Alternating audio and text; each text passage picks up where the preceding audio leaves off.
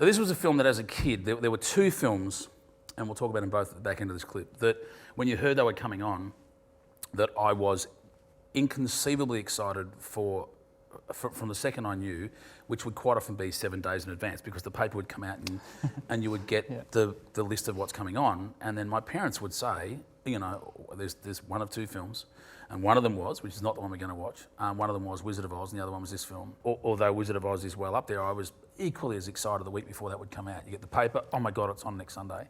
But at the end of Wizard of Oz, you find out the whole goddamn thing is a dream, and you're back to black and white and it's over. And that's magical. It's nice to think that that's what can happen in your dreams, and that does happen in your dreams.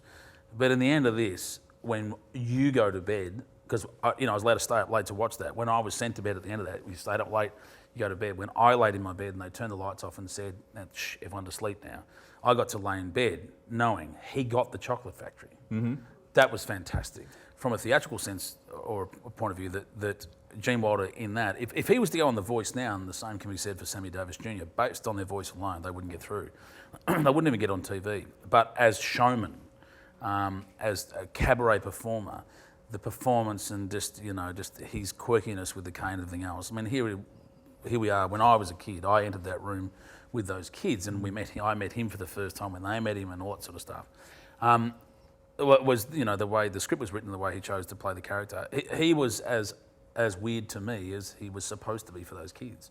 He still is. Yeah. And yet, which is obviously why Johnny Depp, and they tried to obviously incorporate that in the remake. But just to watch a showman, his voice, would it win the voice? No, it wouldn't. Would he win So You Can Dance? No, he wouldn't. Beauty contest? No, he wouldn't. All the things that now the world judge these things on, which is fine. I'm not about to get on a soapbox and go against that. That's the only thing that's constant is change. So, but that was what, in that, watching that, apart from being a kid going, oh my God, we're going inside that goddamn lolly factory, I can't wait, then that performance and that song was stunning.